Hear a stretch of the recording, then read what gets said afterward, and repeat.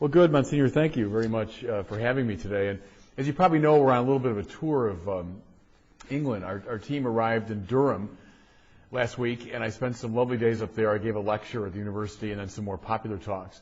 And I took in one of my favorite buildings in the world, and the Durham Cathedral is just unparalleled. And we went to Lindisfarne, we went to Castle Howard, because when I was a kid, I watched Brideshead Revisited, which was such an important, and then I eventually read the book, but seeing that place was very moving. We went to Ampleforth for a great visit with some of the young people studying there and hearing from them, interested in theology, which impressed me. We then went to Leeds. I stayed with Bishop Arthur Roach for a couple of days. I've known him for a long time. And then on to Liverpool.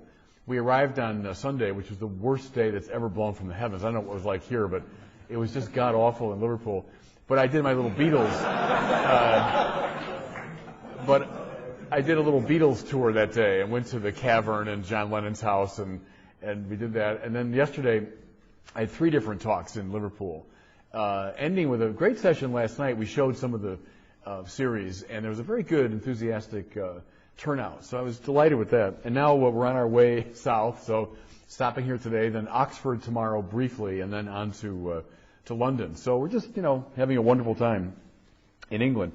And what I want to do in the brief time we have is talk to you about priestly spirituality. And by way of David, I'll give you the background here. I don't know if you know about this series. Brazos Press, which is an American publishing house, is bringing out a series of theologians commenting on the biblical books. So Avery Dulles' last book was his commentary on 1 and 2 Timothy. The great Yaroslav Pelikan, his last book was in this series, commenting on Acts. But David Burrell and Stanley Hauerwas and Paul Griffiths and many others have commented on various biblical books. So they asked me to work on 2 Samuel. And I was thrilled to do so because of these wonderful theological associations with King David. So over the past couple of years, I've been doing a lot of reading and research around 1 and 2 Samuel. And what's come to my mind is you can say an awful lot about priesthood, looking at David, because of course David is consistently presented, not only in 1 and 2 Samuel, but also in 1 Chronicles, very much as a priest. And so I think you can derive some very important insights about priesthood from David. So I'm going to just share some simple thoughts under that aegis with you. The first one I'm calling the call of David. It's very clear in 1 and 2 Samuel that David is summoned by God. He's made king not because of his great accomplishments, not because of his natural gifts, and so on. Not because he's the best looking. Notice how often Samuel himself is tripped up. So he's drawn into Saul because of Saul's physical impressiveness. And then when he comes to anoint one of the sons of Jesse, right away he's taken in by how impressive, the eldest son is. But that's not why David is chosen. David is chosen because God wants to use him for his purposes. And I think, brothers, it's a very important move for all of us interested in the priesthood or in the priesthood. You will be successful in the measure that you submit your own will to God's will. I know it's simple to say, but it's a lifetime of spiritual discipline to make that little transition. Think of Urs von Balthasar, who talks about the ego drama compared to the theodrama. And that's what we're talking about here, isn't it? The ego drama is what most of us sinners operate out of. It's my play that I'm writing and producing and above all starring in, right? The ego drama. So it's the Father Robert Barron show now on the road here in England. Here are my supporting cast. Well, see, most of us sinners tend to think that way. It's my projects, my plans, my priesthood, my career, etc. See, when David moves into that mentality, and he does from time to time in the story, it's always a disaster. For most of 1 Samuel and the beginning of 2 Samuel, David consistently asks God what to do. Even such things as, Lord, do I go up to Hebron or not? Yes or no. Lord, do I go out against the Philistines? Tell me, yes or no. When David listens to the Lord, he finds success. It's that line I've used in my writings, that your life is not about you. It's a very powerful transition. But we all have to go through that. The ego drama says, well, no, my life is about me, or my priesthood is about me. you know. My vision of it, my hopes for it, my ambitions for my priestly career. That's always a recipe for disaster in the Bible. Your life, it's your life, it's not about you. You're part of a theodrama that God is directing, that God is writing. You're in it, in a role. That's the importance of finding your mission. But it's God's drama. When David knows that, he finds success. When he forgets it, disaster follows. It happens to priests a lot, as you probably know. Especially priests as they're approaching middle age, is they can start saying, hey, this is not going the way I want it. My career isn't proceeding apace. I didn't envision myself in this role. That's always a dead end. I think of, the work I'm doing now, I'm still teaching part-time in the seminary, which I've been doing for a long time. But the work I'm doing now in this evangelization stuff, I had no idea that was coming until Francis George, my cardinal, took me aside about 8 years ago now and just said, I want you to jumpstart evangelization. And I didn't know what he meant, and I told him that. I said, well, what's that all about? And he said, well, I don't really know, but I want you to do it. But that to me is part of the theodrama. The fact that I'm standing here in front of you on this tour of England as we're coming out with this series and it took us around the world, I envisioned none of that. Go back 7, 8 years ago. Well, that's the beauty of it, when you surrender your own projects and plans and let God work. So that's the first thing, David's call. Second, David is a singer. David is a poet. That beautiful line, of course, from the King James translation, he's the sweet singer of Israel. David associated, of course, with the Psalms. David who sings that beautiful elegy to the fallen Saul and Jonathan, beginning of 2 Samuel. David who sings a whole psalm. It's one of the last chapters of 2 Samuel.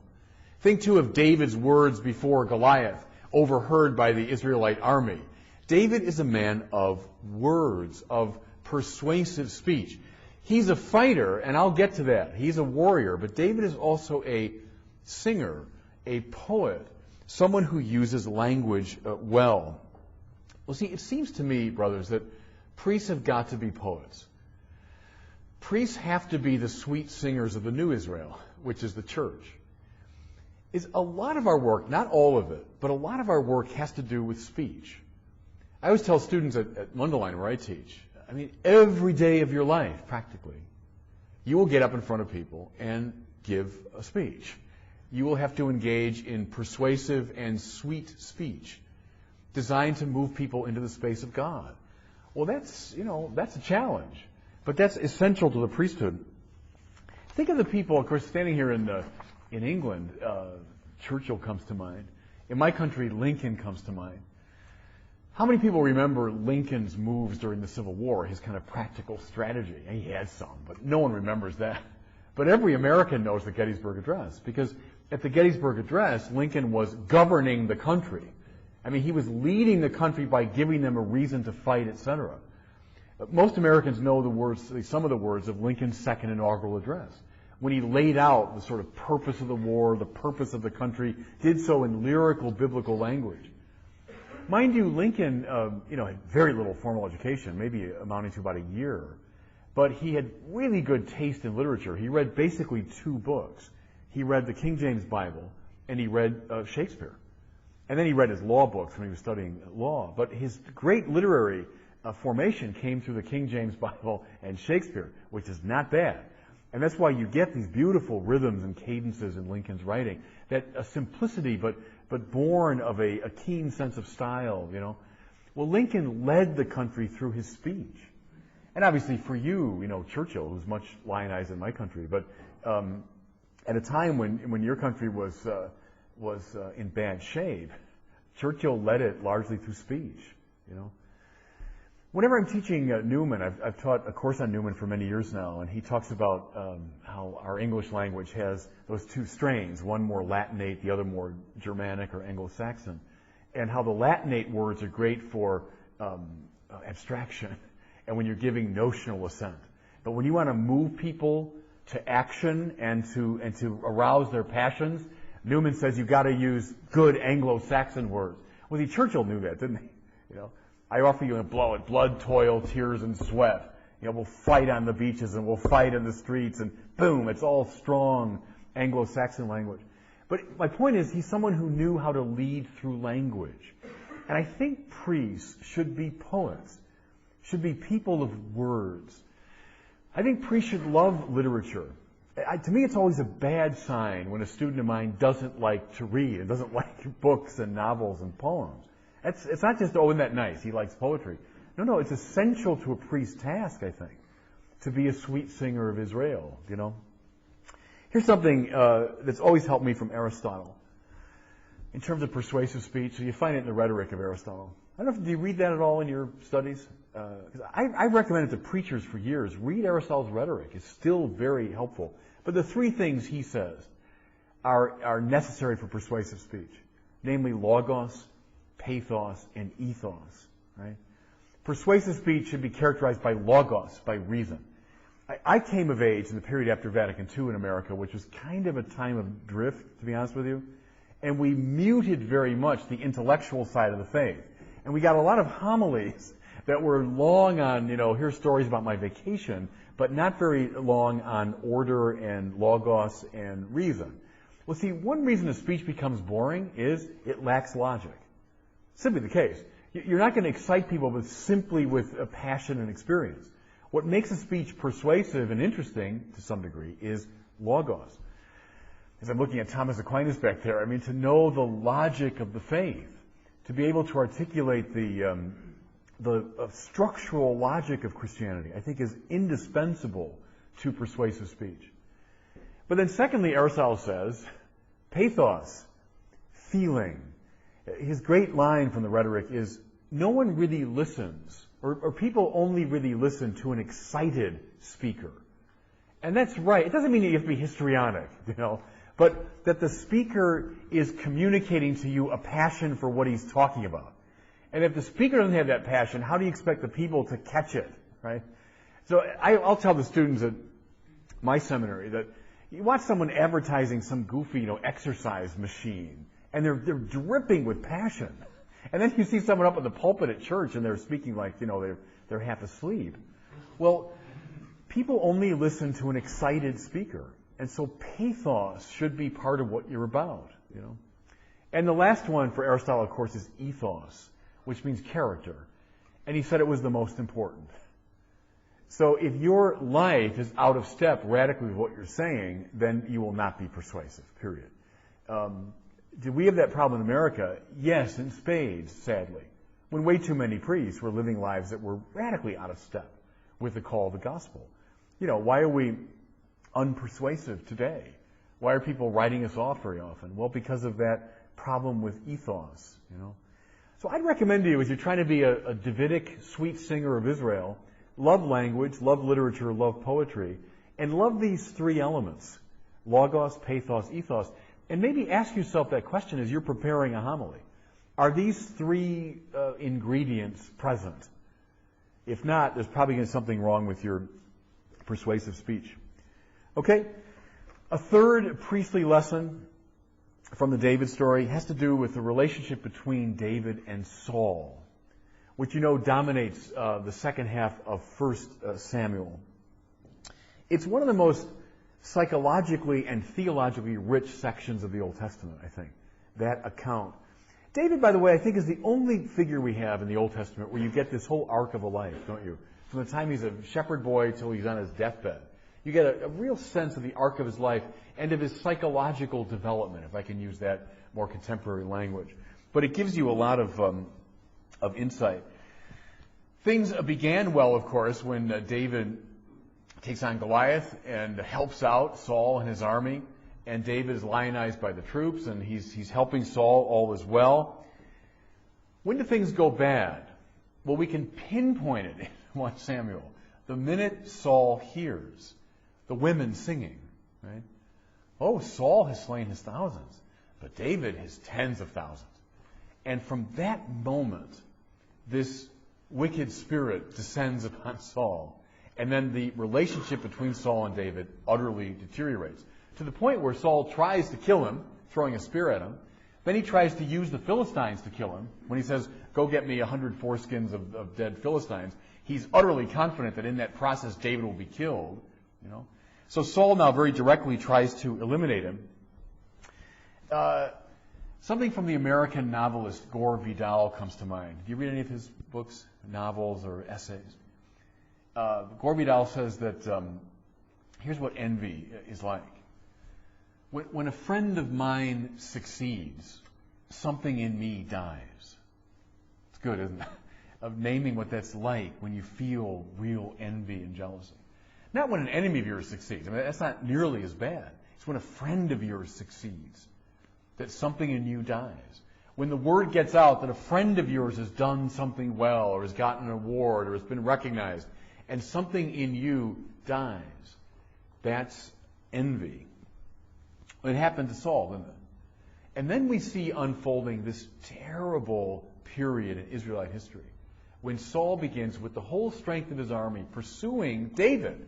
David, who was fighting Saul's fight, who was on his side, battling the Philistines with him, successfully prosecuting the war. Now Saul turns on David, and this fruitless civil war unfolds, during which the Philistines regroup. That's why Saul is eliminated on Mount Gilboa at the end, is the Philistines are able to regroup because Israel has fallen into war with itself. David is pretty exemplary during this period. Remember, he doesn't kill Saul when he has the opportunity. He doesn't exacerbate the problem. That's important, by the way, brothers, when you feel someone jealous of you, and you know what that's like, when someone's jealous of you and you're getting the sort of, passive aggression or maybe active aggression in some cases. What do you do during that time? Is watch David. Watch how David does a sort of Aikido. You know that term? It's a martial art where you kind of use the aggression of your enemy against him. You don't come at him and thereby exacerbate the problem. You sort of deftly get out of the way of the one coming after you. David does a very delicate Aikido, it seems to me, in regard to Saul. Very instructive. There's one moment, though, and this is interesting to me, one moment when David is pushed to an extreme. He's so exhausted by this battle. He's so worn out by being chased by Saul. He actually goes over to the Philistines. Remember, he becomes a vassal of the Philistines and begins fighting with them.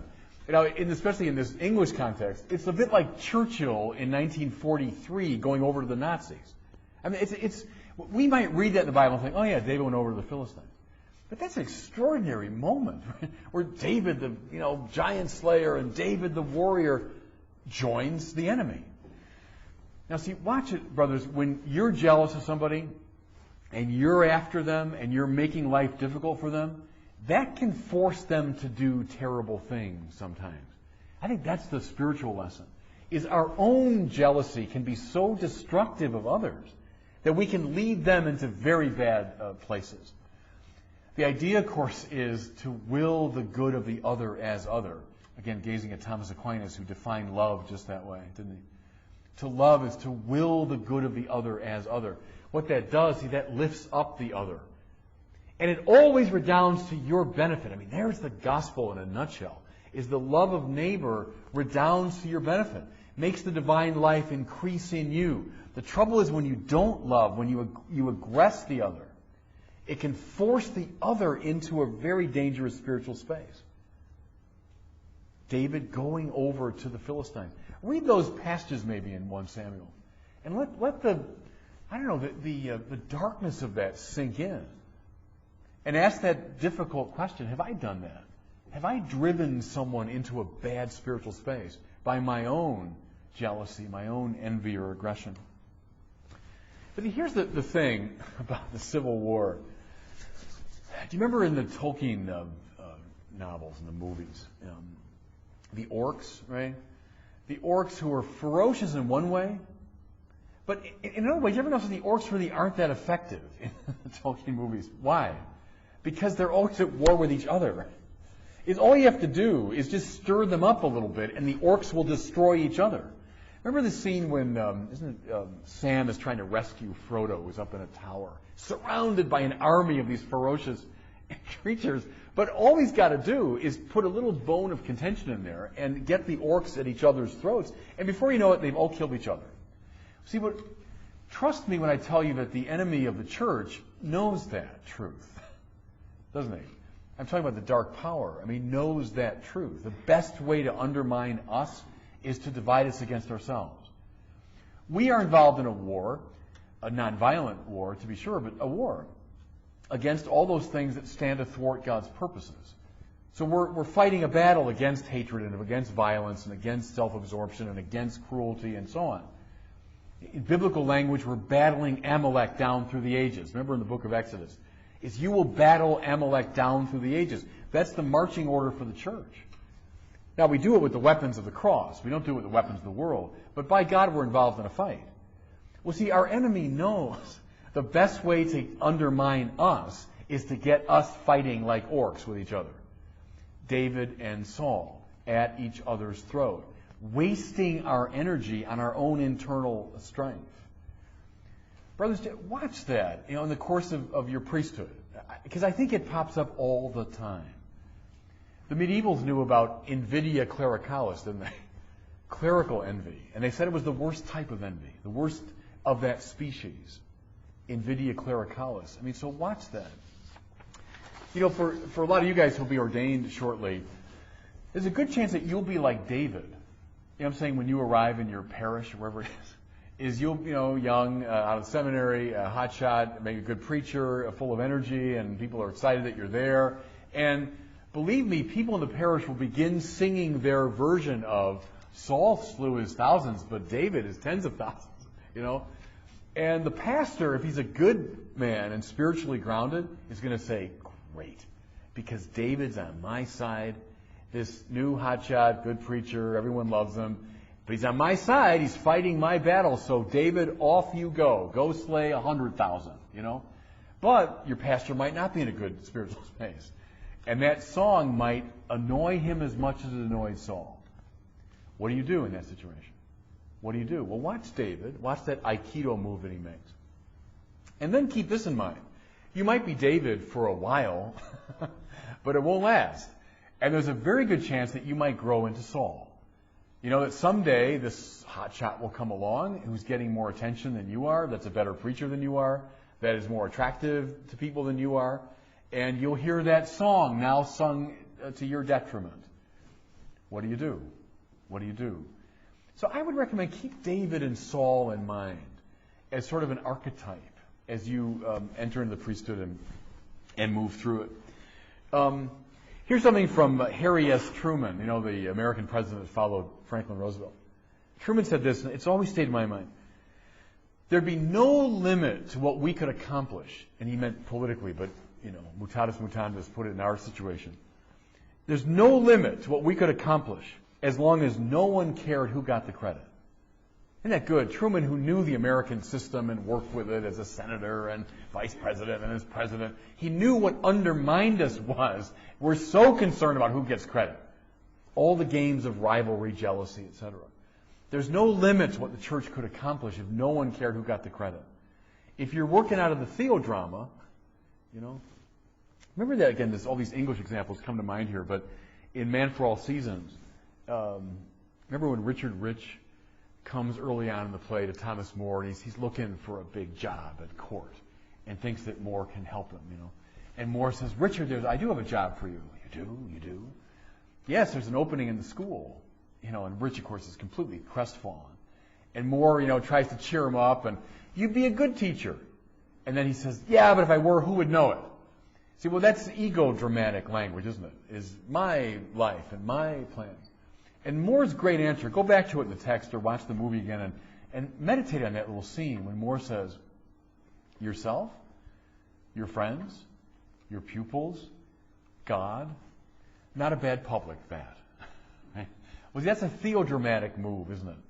That's theodramatic. Whom are you playing to? What audience?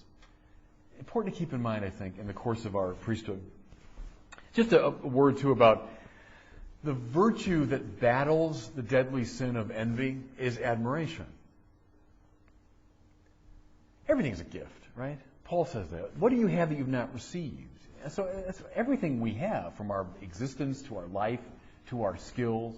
You say, well, I accomplished that on my own. Come on, your mind. Everything you have is a gift from God.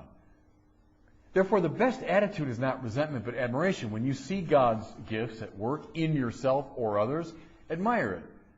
Or I tell the students a lot, you want a one-line guide to the spiritual life? When grace breaks out, cooperate with it. A good Catholic, spirituality in one line.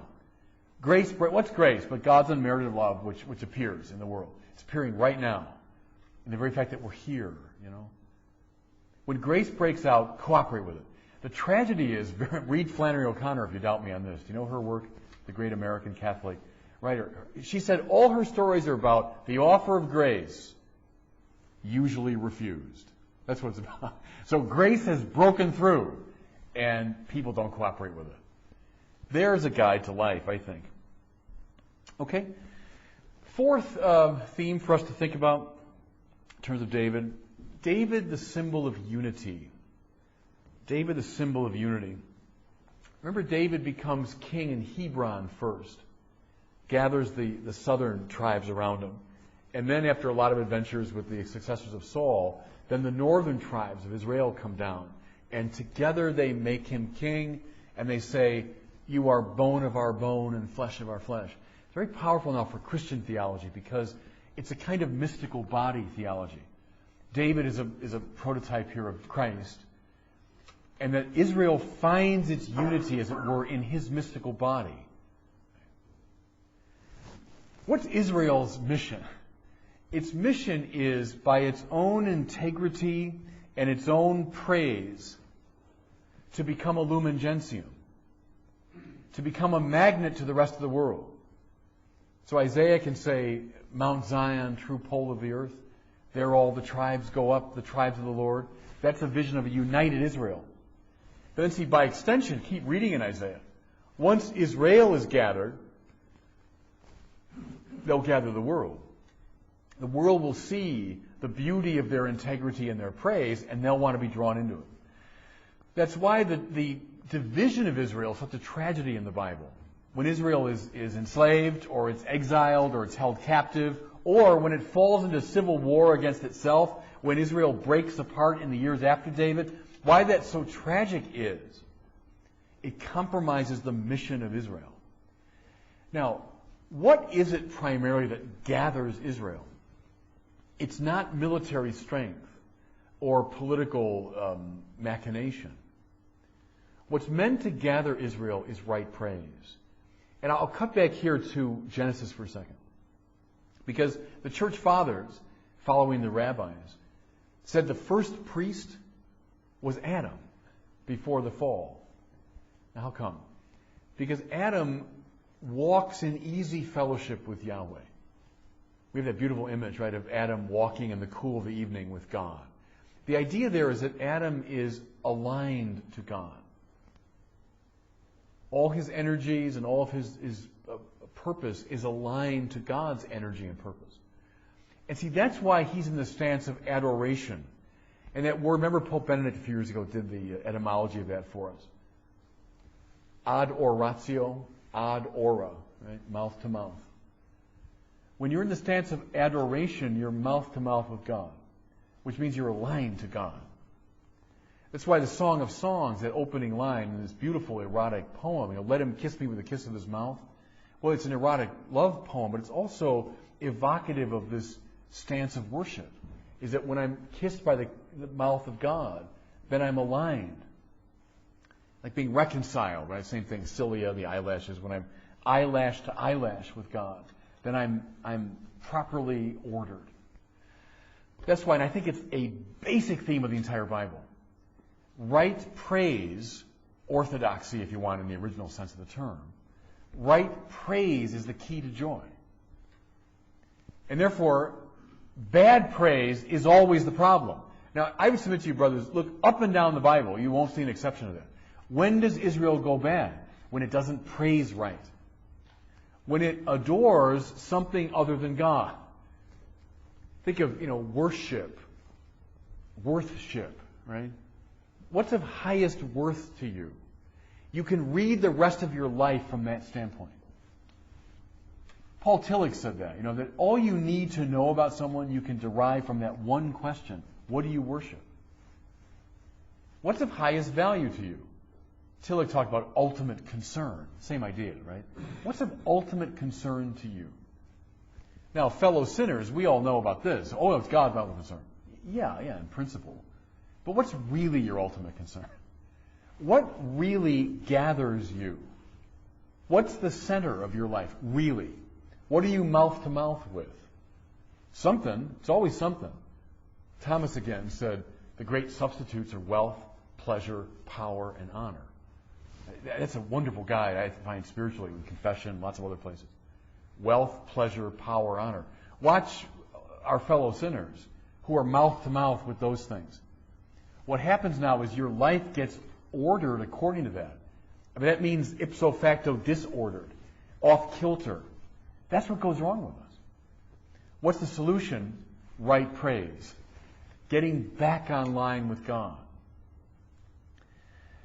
Now, watch how David gathers the people. The tribes come together, Hebron, but then David says, I need to find a new capital. And he conquers the Jebusite city of Jerusalem, becomes the city of David. Right? What's his first move once he conquers it? Is to get the Ark of the Covenant, which had been residing in the hill country of Judea. Look, by the way, in the New Testament when that is beautifully recapitulated. Mary's visit to the hill country of Judea, because Mary is the new Ark of the Covenant. That's another interpretive strain we could follow. But David gets the Ark, and then he puts on an ephod, it says. Well, the ephod was the priest's garment. So he's king, yes, he's the military and political leader, but he's also priest there. He puts on the ephod, and then he engages in this beautiful festive dance before the Ark, and he leads the people into Jerusalem. This is fascinating to me. Do you know the work of Margaret Barker? Do you read her over here? She's an English, kind of a quirky, a wonderful but quirky biblical commentator. But she's done this work on the temple, a lot on the temple, and the worship of the temple. And the argument is that the moves and gestures of the temple priests, bowing and lifting of arms and so on, was meant to be a stylized, ritualized imitation of the dance of David. As David dances before the ark, now the priests of Israel dance before the ark of the Lord. Now, you want to trace it all the way to us. She argues much of the Byzantine liturgy, with its gestures and rhythms and so on, was derived from the temple liturgy. Now come right up into our sacred dance, wearing our version of the priest's ephod, as we dance before the ark of the Lord. You know, that's your priestly identity. The priest who is gathering the people in right praise. See, that's why Vatican II said the liturgy is the source and summit of the Christian life. When you get the people praising God aright, then you bring your parish into right order, and then by extension you bring your village, your community, your society, your culture. That's why Dorothy Day, one of my heroes, the founder of the Catholic worker movement, said, cult cultivates the culture. John Paul II could have said that, right? Cult, the liturgy, cultivates the culture. You see how the whole society gets rightly ordered around right praise. That's why Thomas Merton, when he was on the retreat he took at Gethsemane before he joined the Trappist monastery, he went there for this Holy Week retreat and was totally enraptured by the Trappist liturgy.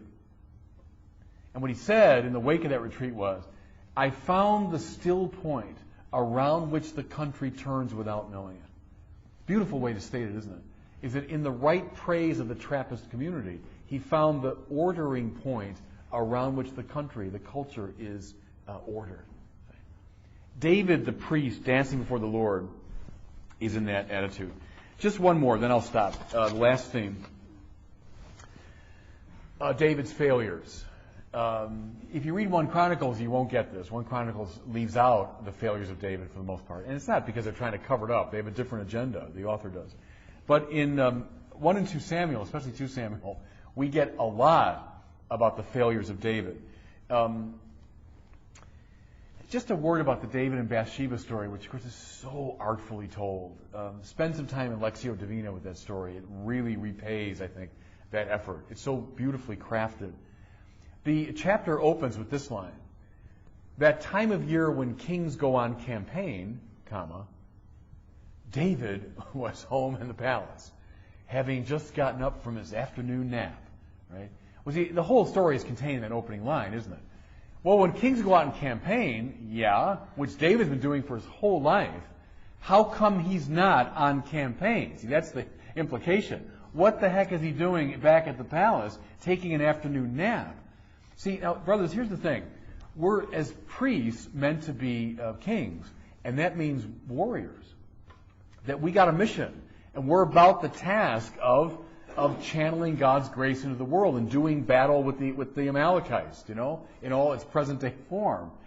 We get into trouble. Now, I'm coming out of the American context. I don't know how the sex abuse thing played out in England here, but God knows in our country, it was way too many priests fell exactly into this problem. Is when they're supposed to be on campaign, they were home, lounging around, taking naps. You know what I'm saying?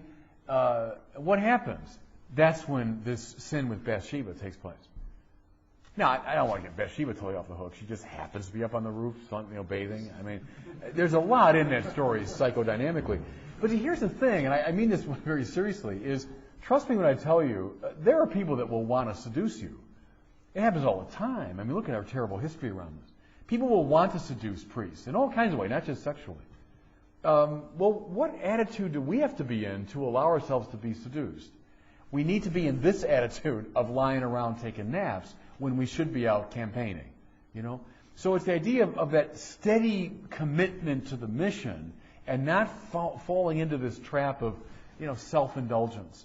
So watch that, especially as you're moving on in your priesthood. Because David here is like at, middle age or just past middle age maybe. The young days of brave David the fighter are over. He's getting a little fat and sassy, and that's when he gets in trouble with Bathsheba. So watch it as you're moving through your priesthood.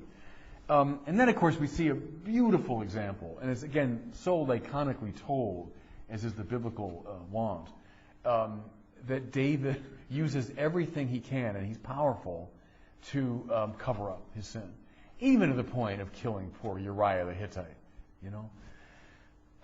Again, here, brothers, when you become a priest, you might not sense it now, but you'll be very powerful. Maybe not in the grand sense, of Barack Obama or Cameron or somebody. But you will be powerful. What do you do with your power? What do you do with it? It's very tempting to use your power in a manipulative way. Even a way to really destroy people. Have priests done it? You bet. Look at the dysfunction we've fallen into. And so watch that.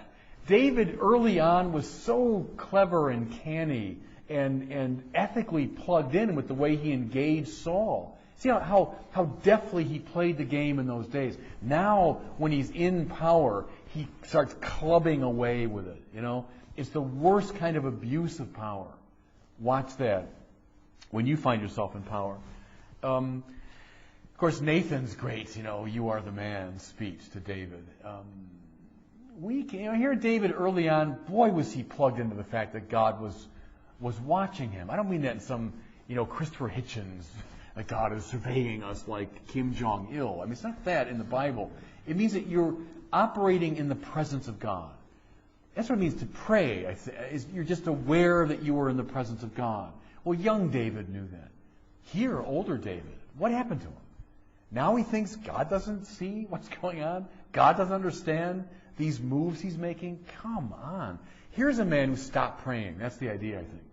Here's a man who's lost contact with God. And, it might be hard for you to see it now, but it can happen. Priests who stop praying get in trouble. They're no longer aware that God is watching them. God knows what they're about. That's where David gets into trouble. Wonderful what he does. Now when Nathan calls him out and David realizes his sin, he gets back online. Good. He does. He gets back online. Asking God for forgiveness, fasting, praying, etc.